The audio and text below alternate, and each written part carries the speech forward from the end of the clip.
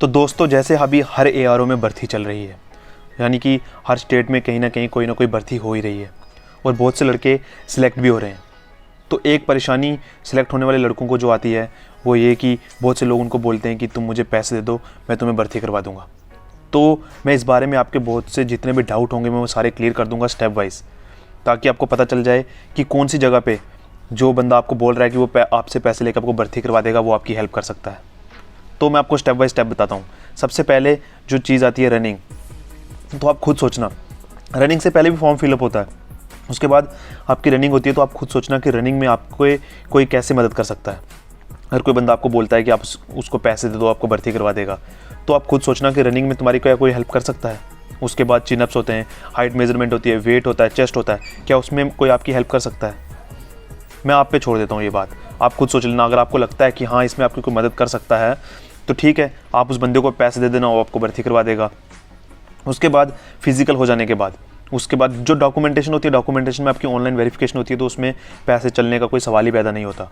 उसके बाद जो दूसरी चीज़ आती है मेडिकल, तो मेडिकल में जो बंदा आपको कह रहा है कि वो आपको भर्ती करवा देगा, वो आपको अगर आपको कोई आप में अंदर कोई फॉल्ट है तो फिर भी आपको भर्ती करवा देगा। तो खुद सोचना कि उसको क्या पता कि किस डॉक्टर के पास आपका मेडिकल होने वाला है। तो उसको अगर ये नहीं पता होगा कि किस डॉक्टर के पास होने वाला है तो वो आपको कैसे पास करवा सकता है। तो मेडिकल में भी आपका डाउट क्लियर हो गया कि मेडिकल में भी वो आपकी कोई मदद नहीं कर पाएगा। उसके बाद बारी आती है रिटन एग्जामिनेशन की। और रिटन एग्जामिनेशन कोई ऐसा नहीं है कि एक ही बंदा स्पेसिफिक जो तुम्हारा रिटन एग्ज़ाम चेक करेगा वो आपको उसी के पास वो पैसे दे देगा और आपको भर्ती कर देगा। बहुत सी एक टीम होती है और उस टीम को सब बंदों को खरीद पाना या सब बंदों को पैसे देना, वैसे तो कोई बंदा पैसे लेगा ही नहीं, क्योंकि फ़ौज एक ऐसी जगह है जहाँ पे अगर तो पैसे लेते हुए पकड़ा भी जाएगा, 10 रुपये लेता हुआ पकड़ा जाएगा तो उसको अपनी नौकरी से हाथ धोने पड़ जाएंगे। तो फिर आप खुद सोचो कि वो बंदा किस बंदे को पैसे दे के आपको भर्ती करवा देगा। तो ये सब जितनी भी चीज़ें होती हैं ना पैसे लेने देने वाली, मेरी नज़र में सब फ्रॉड होती हैं। एक भी कोई भी ऐसी चीज़ नहीं है फ़ौज में जहाँ पे तुम पैसे दे के तुम बंदे को खरीद के एक बंदे को भर्ती करवा सकते हो। हाँ, अगर तुम्हारे अंदर हिम्मत है, तुम्हारे अंदर वो क्वालिफ़िकेशन है, तुम्हारे अंदर वो काबिलियत है, तो फिर तुम्हें कोई भी नहीं रोक पाएगा। तुम्हें पैसे देने की कोई ज़रूरत नहीं है, तुम पैसे दिए बिना ही भर्ती हो जाओगे, इस चीज़ में कोई भी डाउट नहीं है।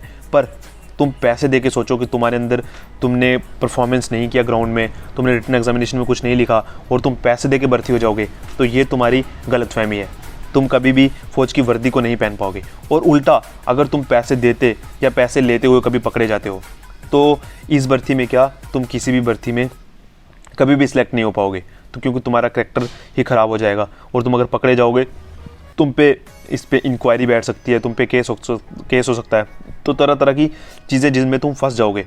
तो इसलिए अगर तुम्हें कोई बोलता है कि पैसे देके मैं तुम्हें भर्ती करवाऊंगा, तो उसको साफ साफ मना कर दो। चाहे तुम किसी को मत बताओ, बट उस बंदे को उसी वक्त साफ साफ मना कर दो, क्योंकि वो बंदा ये करेगा कि 5-7 लोगों से पैसे ले लेगा और वो फिर वेट करेगा रिजल्ट आने का। जिस दिन रिजल्ट आएगा, जिस बंदे का नाम आ गया उसको बोल देगा कि हाँ मैंने तेरा काम करवा दिया, और जिसका रिजल्ट नहीं आएगा उसको बोलेगा यार भाई इस बार नहीं हो पाया, अगली बार मैं तेरा करवा दूंगा।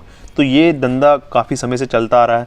हर बंदे को जो रनिंग पास करेगा उसके पास बहुत से लोग आ जाएंगे, उसके घर तक पहुँच जाएंगे कि हाँ हम तेरा काम करवा देंगे।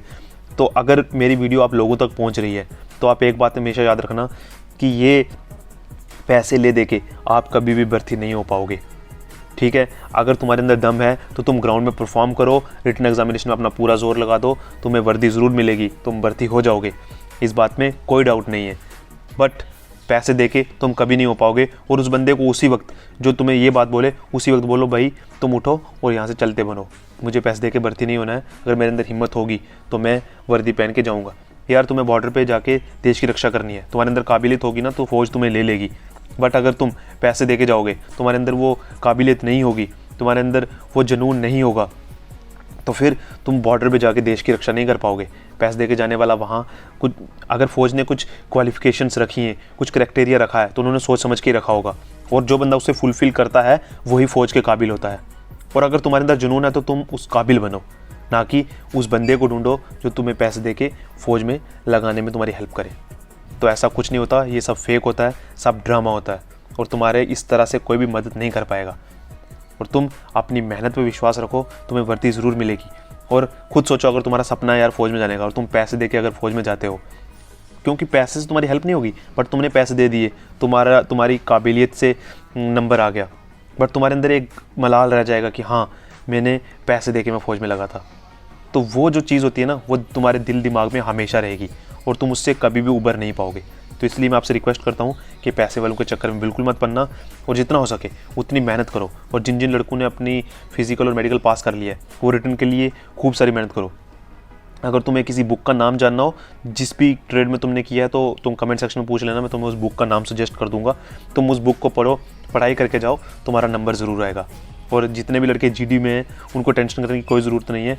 उनके कम से कम मिनिमम मार्क्स में भी उनका नंबर आ जाएगा। उनको खाली पास होने की ज़रूरत होती है मैक्सिमम जगह पे, मैक्सिमम AROs में। और जो बाकी क्लर्क में, जो नर्सिंग असिस्टेंट में, उनके लिए भी कोई ज़्यादा मुश्किल नहीं है, क्योंकि जिस बंदे ने इस फील्ड को चुना है तो उसके अंदर थोड़ी काबिलियत होगी, तभी उसने इस फील्ड को चुना होगा। तो तुम्हें डरने की कोई ज़रूरत नहीं है। अगर तुम्हें किसी भी प्रकार की कोई मदद की ज़रूरत होगी, तुम कमेंट सेक्शन में मुझसे पूछ लेना, मैं तुम्हारी हेल्प ज़रूर करूँगा। तो बस इस वीडियो में इतना ही था।